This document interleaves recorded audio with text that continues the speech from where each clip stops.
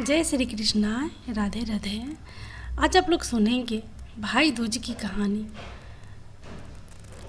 भाई बहन के रिश्ते का प्रतीक माना जाता है। भाई दूज का पावन पर्व, वहीं भाई दूज की पूजा और व्रत बिना कथा सुने पूर्ण नहीं होते हैं। चलिए सुनते हैं भैया दूज की पौराणिक कथा। भगवान सूर्य नारायण की पत्नी छाया है। भगवान सूर्य और छाया के पुत्र और पुत्री हैं यमराज तथा यमुना जी। यमुना जी को अपने भाई यमराज से बड़ा लगाव था। वह उनसे बराबर निवेदन करती रहती कि अपने इष्ट मित्रों के साथ आकर उनके घर भोजन करे। काम की व्यवस्था के चलते यमराज की बहन की बात को टालते रहे। कार्तिक शुक्ल पक्ष का दिन था। यमुना जी ने अपने भाई को भोजन के लिए अपने घर आने के लिए आमंत्रित कर वचनबद्ध कर दिया। यमराज ने सोचा कि मैं तो प्राणों को हरने वाला हूँ, मुझे कोई भी अपने घर नहीं बुलाना चाहता। बहन जिस सद्भावना से मुझे बुला रही है उसका पालन करना मेरा धर्म है। बहन के घर आते समय यमराज ने नरक निवास करने वाले जीवों को मुक्त कर दिया। यमराज को अपने घर आया देखकर यमुना की खुशी का ठिकाना नहीं रहा।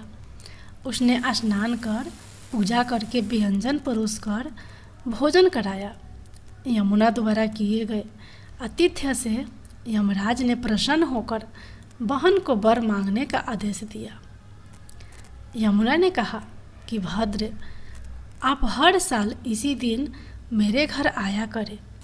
मेरी तरह जो बहन इस दिन अपने भाई को आदर सत्कार करके टीका करे उसे तुम्हारा भय ना रहे। यमराज ने तथास्तु कहकर यमुना को अमूल्य वस्त्राभूषण देकर यमलोक के लिए प्रस्थान किया। इसी दिन से भाई दूज के पर्व की परंपरा का आगाज हुआ। ऐसी मान्यता है कि जो बहनें अपनी भाई का आतिथ्य स्वीकार करते हैं उन्हें यमराज का भय नहीं रहता। इसलिए भैया दूज के दिन यमराज तथा यमुना जी का पूजन किया जाता है। अब आप लोग सुनिए भाई बहन की अगली कहानी। एक बुढ़िया माई थी, उसके 7 बेटे और एक बेटी थी। बेटी की शादी हो चुकी थी। जब भी उसके बेटे की शादी होती, फेरों के समय एक नाग आता और उसके बेटे को डस लेता था। बेटे की वहीं मृत्यु हो जाती और बहू विधवा। इस तरह उसके 6 बेटे मर गए।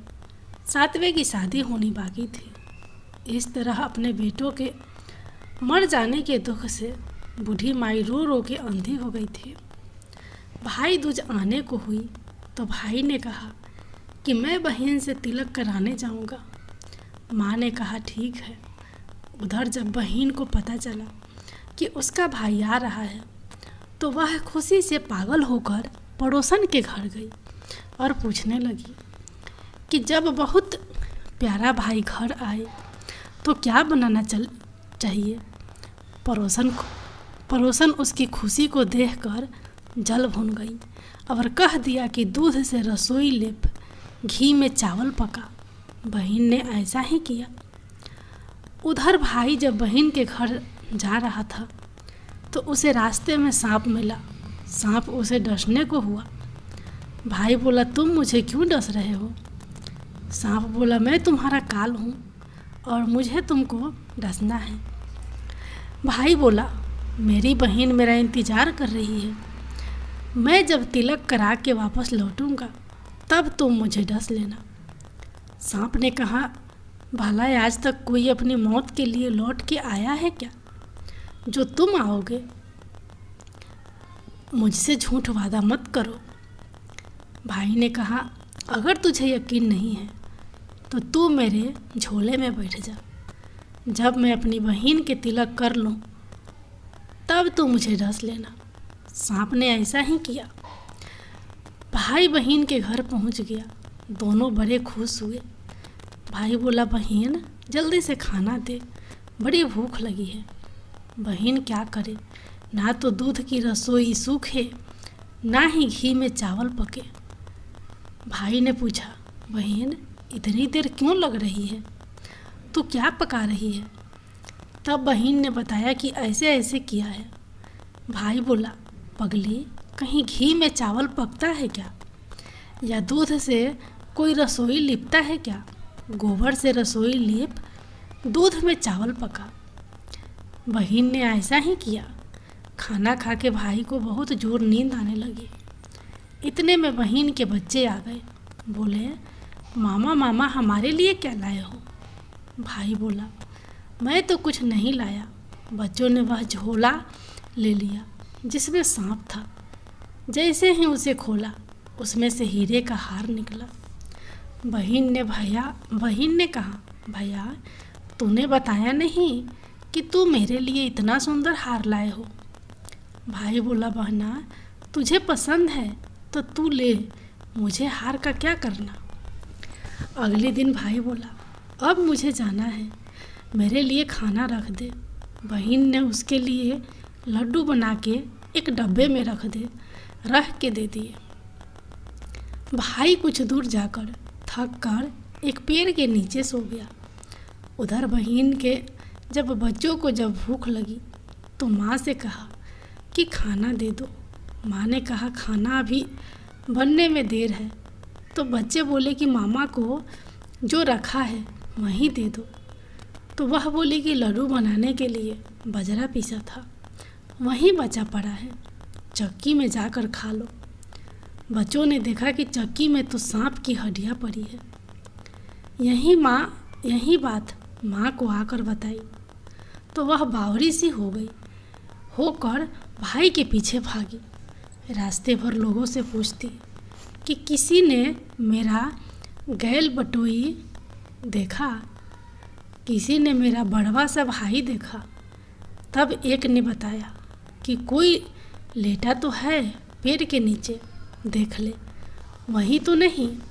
भागी भागी पेड़ के नीचे पहुंची, अपने भाई को नींद से उठाया। भैया भैया, कहीं तूने मेरे लड्डू तो नहीं खाए? भाई बोला, ये ले तेरे लड्डू। नहीं खाए मैंने। ले दे के लड्डू ही तो दिए थे। उसके पीछे आ गई। बहन बोली, नहीं भाई, तू झूठ बोल रहा है, ज़रूर तूने खाया है। अब तो मैं तेरे साथ चलूँगी। भाई बोला, तू ना मान रही है तो चल। फिर चलते चलते बहन को प्यास लगती है। वह भाई को कहती है कि मुझे पानी पीना है। भाई बोला, अब मैं यहाँ तेरे लिए पानी कहाँ से लाऊं? देख दूर कहीं चील उड़ रही है, चली जा, वहाँ शायद तुझे पानी मिल जाए।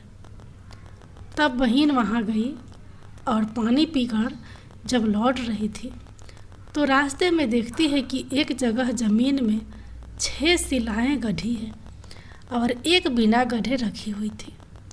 उसने एक बुढ़िया से पूछा कि ये शिलाएँ कैसी हैं? उस बुढ़िया ने बताया कि एक बुढ़िया है, उसके 7 बेटे थे। 6 बेटे तो शादी के मंडप में ही मर चुके हैं, तो उनके नाम की ये शिलाएँ ज़मीन में गढ़ी है। अभी 7वें की शादी होनी बाकी है।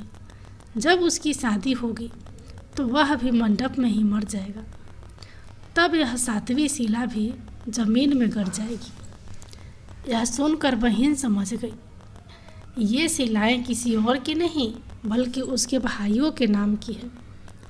उसने उस बुढ़िया से अपने 7वें भाई को बचाने का उपाय पूछा। बुढ़िया ने उसे बतला दिया कि वह अपने 7वें भाई को कैसे बचा सकती है। सब जानकर वह वहाँ से अपने बल खुले करके पागलों की तरह अपने भाई को गालियाँ देती हुई चली। भाई के पास आकर बोलने लगी, तू तो जलेगा, कूटेगा, मरेगा। भाई उसके ऐसे व्यवहार को देखकर चौंक गया, पर उसे कुछ समझ नहीं आया। इसी तरह दोनों भाई बहन माँ के घर पहुँच गए। थोड़े समय के बाद भाई के लिए सगाई आने लगी। उसका शादी तय हो गई। जब भाई को सहरा पहनाने लगे तो वह बोली, इसको क्यों सहरा बांधेगा? सहरा तो मैं पहनूंगी, ये तो जलेगा मरेगा। सब लोगों ने परेशान होकर सहरा बहन को दे दिया।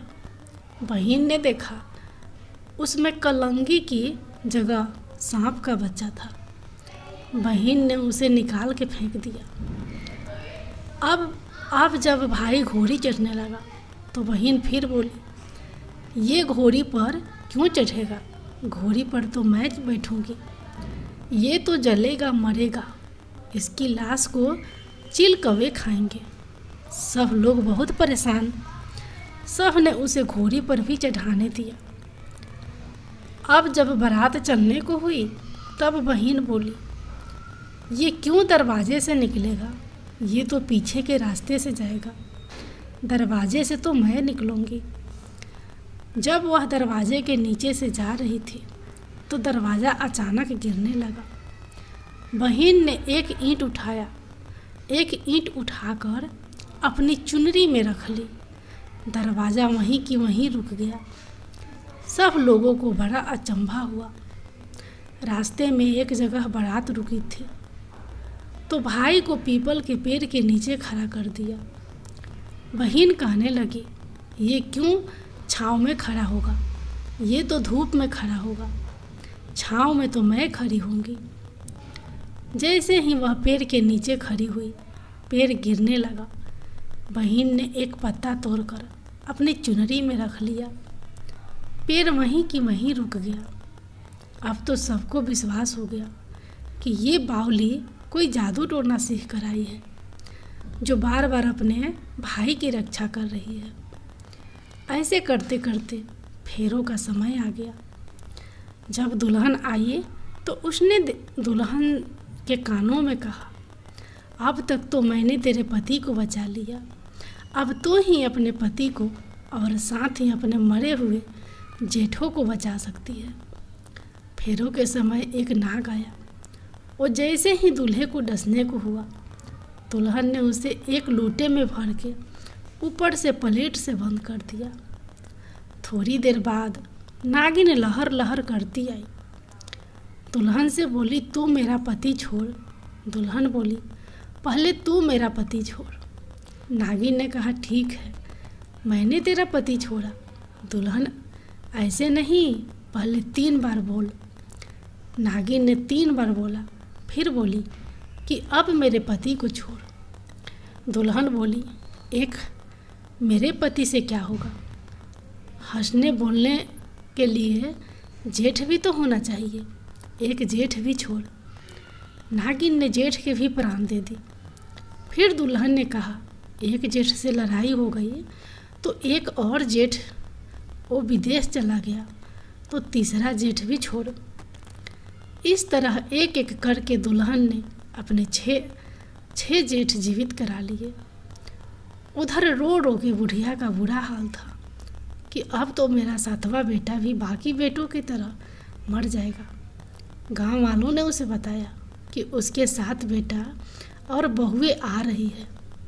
तो बुढ़िया बोली, अगर यह बात सच हो तो मेरी आंखों की रोशनी वापस आ जाए और मेरे सीने से दूध की धार बहने लगे। ऐसा ही हुआ।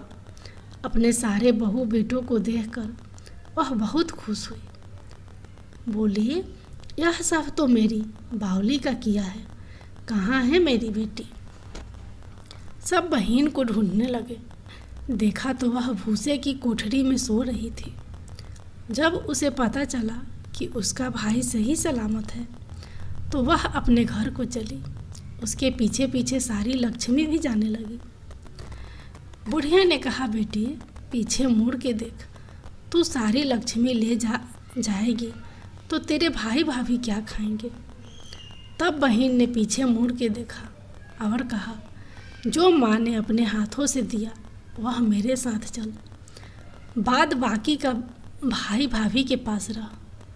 इस तरह एक बहन ने अपने भाई की रक्षा की।